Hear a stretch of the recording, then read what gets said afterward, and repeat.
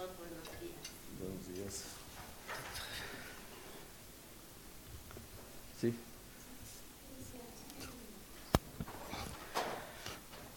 Ya. Señor doctor Guzmán, bienvenido. Y deseamos preguntarle, porque esta es más una presentación, pero conmigo una presentación con una tertulia entre amigos, así debemos sentirnos, sobre su trayectoria, experiencias, estudios, todo lo que usted ha realizado y con mucho derecho aspira a llegar a la Corte Nacional de Justicia. Le escuchamos, doctor. Gracias ante todo, doctor. Buenos días. Permítame presentarme. Soy el doctor Roberto Guzmán, postulante para un cargo, una vacante de juez nacional. Las razones por las que me he postulado son dos, una de carácter personal y otra, digamos así, relacionado con la responsabilidad social que todas las personas debemos cumplir dentro de una comunidad. En cuanto a lo personal, doctor, debo manifestar que obedece a la formación que recibí desde muy pequeño. La lucha y el trabajo denodado y el ejemplo de mis padres desde muy pequeño han sido el ejemplo durante toda mi vida. A los 4 años de edad me quedé huérfano de padre y a partir de ese momento vi a mi madre, quien se encontraba en la flor de la juventud a sus 26 años, luchar denodadamente para conseguir el pan, para darnos la educación y brindarnos todo tipo de comodidades al alcance de ella. Estas dificultades que pasamos en nuestra vida sirvió de sustento y de base, y adicionalmente de ejemplo, para que yo forme mi personalidad y adquiera la voluntad y la capacidad de sobreponer cualquier tipo de circunstancia en la vida. Es así que en mi vida estudiantil me he distinguido en los 3 niveles, como estudiante, como deportista. Y en el año 1984 egresé de la Facultad de Derecho de la Universidad Central. En el año 85 ingresé al ejército ecuatoriano, donde obtuve el grado de subteniente del Servicio de Justicia de las Fuerzas Armadas. Obtuve la segunda antigüedad y en el año 87 me gradué de doctor en jurisprudencia y abogado de los tribunales de la República, siendo uno de los mejores egresados de mi promoción. Hace 30 años, ¿no? 27 años exactamente. 27 años. Sí, doctor. Posteriormente he participado en varios procesos de selección, sí, en los cuales unos he ganado y otros siempre he quedado en el primer lugar. Esto no lo digo con pretensión, doctor, sino únicamente para demostrar o para denotar que en la vida nadie me ha regalado nada. Todos los cargos y funciones que yo he desempeñado han sido el fruto del esfuerzo, el sacrificio y la responsabilidad con la que me he desempeñado en esas funciones. Es muy meritorio, doctor, por supuesto, y en mi concepto, que espero sea acertado, quienes hemos partido de cero o hemos sentido el sabor de la necesidad y el sabor de la carencia, nos superamos mucho más. Le seguimos escuchando, doctor. Gracias, doctor. En cuanto a la obligación social que le decía que debemos cumplir todas las personas, yo creo que todo ciudadano cumple un rol y este rol tiene que ser cumplido con responsabilidad. Es así que no es suficiente solamente ser buen ciudadano, pasando por ser buena persona, buen padre, buen hijo, buen amigo, ¿no es cierto?, buen compañero, sino que todos debemos empeñar nuestras capacidades al servicio de la comunidad para desempeñar ese rol que tenemos todos de la mejor manera. En el caso particular mío, yo creo que donde mejor me puedo desempeñar y desarrollar mis capacidades es en el servicio público. Me he postulado precisamente porque esa es mi vocación y creo que, siendo una función sagrada la de administrar justicia, se constituye en un reto para mí el poder cumplir con esta aspiración y servir de esta manera de mejor forma a la sociedad. Ya en cuanto a la experiencia profesional, doctor, tengo que comentarle que durante los 27 años de que soy titulado, he desempeñado varias funciones, tanto en el ámbito privado como en el ámbito público.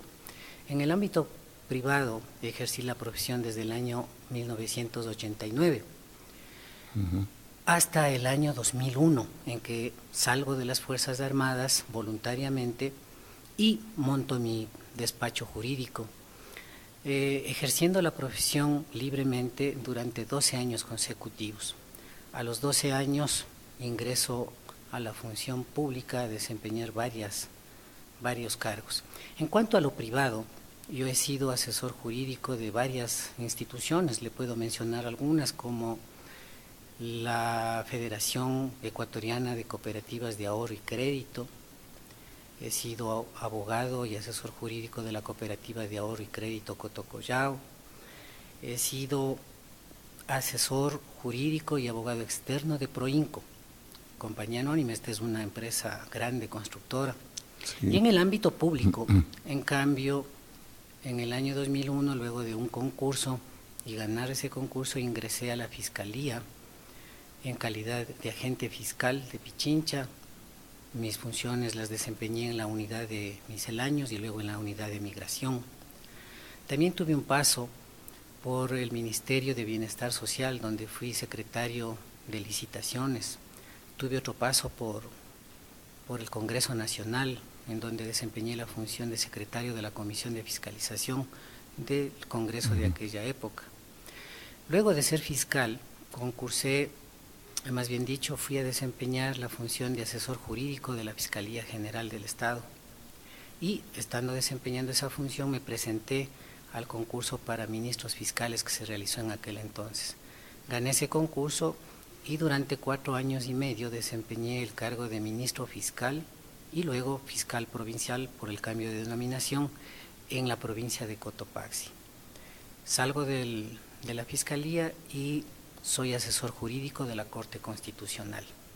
Actualmente me encuentro desempeñando las funciones de juez de primer nivel en la provincia de Cotopaxi, asimismo, luego de haber superado exitosamente un proceso de selección, ganando el primer lugar. ¿Qué clase de juzgado desempeña, doctor? Estoy en un juzgado de contravenciones, doctor Andrade. Sí.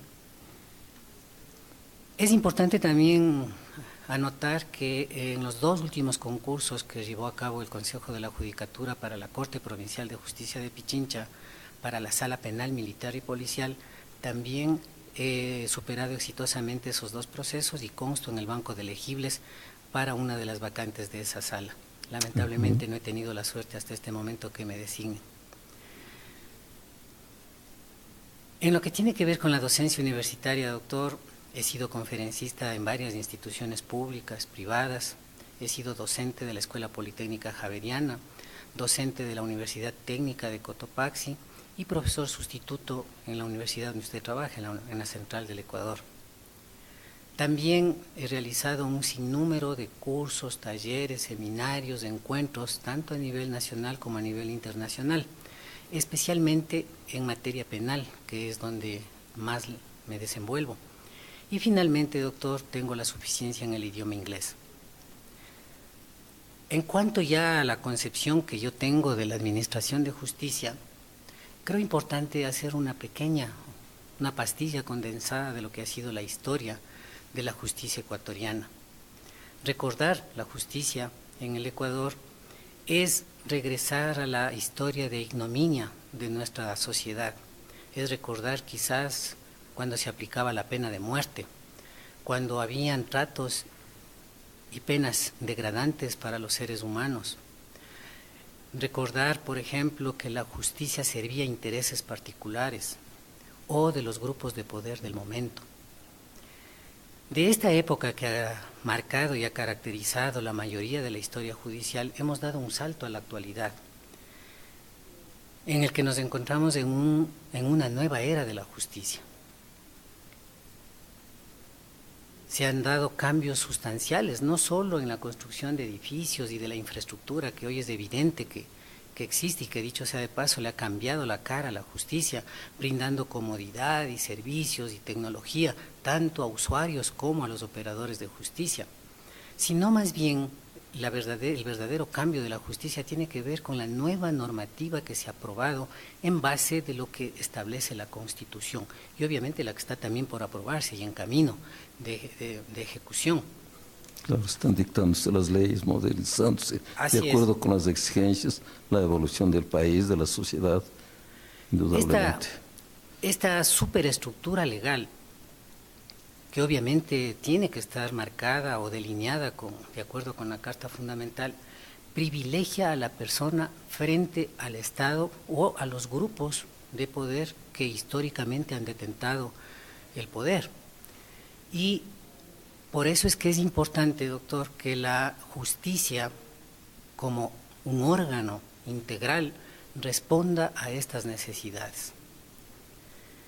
La postración que vivió la justicia, no solo en lo físico, sino en lo presupuestario, la corrupción galopante que pudimos vivir algunos al inicio de nuestra carrera, la incapacidad de los operadores, llámese jueces, funcionarios, fruto de la crisis universitaria, esa universidad caduca, anacrónica, descontextualizado de la realidad nacional. Esto sumado a la inseguridad social, sumado al aumento de la criminalidad, hizo que nuestra realidad tope fondo. Hizo necesario que el pueblo ecuatoriano llame a una consulta popular en la cual autorizó al Ejecutivo para que intervenga de manera agresiva y profunda en el sistema judicial.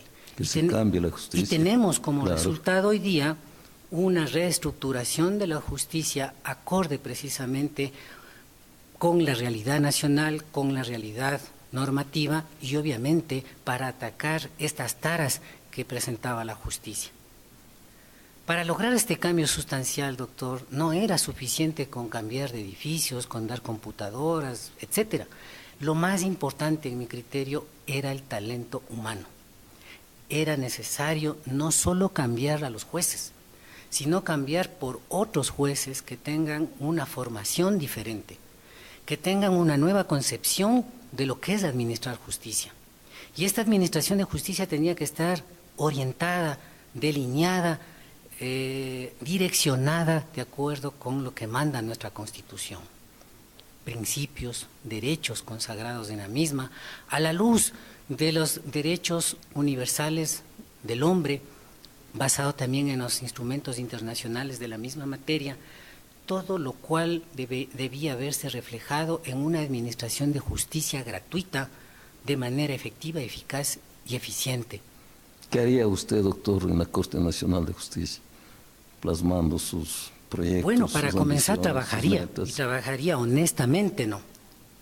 Trabajaría honestamente de acuerdo con esta visión que le acabo de comentar. Obviamente es una visión que se encuentra integrada dentro de la Constitución y atravesada por varios principios verticales, horizontales, que tienen que ser llevados a la práctica. ¿Qué nomás se aplica dentro de la justicia? No podrían quedar solo como letra muerta estos principios, tendrían que ser llevados a la práctica y materializados en esas sentencias y resoluciones que tomamos los jueces, de manera que tutelen de manera efectiva los derechos de las personas, porque este es el deber más alto del Estado, respetar y hacer respetar los derechos que están consagrados en la Constitución. Obviamente el tema no es así de fácil. Para lograr este objetivo tenemos que prepararnos, tenemos que aprender a motivar las resoluciones, tenemos que aprender a respetar la diversidad, la diferencia, el derecho a la igualdad, etcétera. Todos estos principios y derechos que están consagrados en la Constitución tenemos que aprender a interpretarlos para aplicar en cada caso en concreto. Exacto. El juez necesita muchas cualidades, muchas virtudes para ser un buen juez. Y es la aspiración que tenemos todos. Hemos concluido.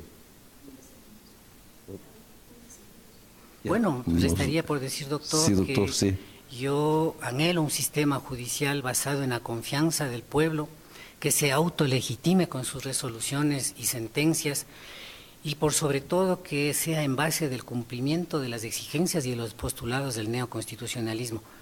Yo creo estar preparado, doctor, por mi formación, por mi experiencia, por mi conocimiento y capacidad para desempeñar el rol que me he propuesto, para satisfacción mía, de mi familia y obviamente para retribuir a la sociedad en la cual lucho día a día por ser una mejor persona.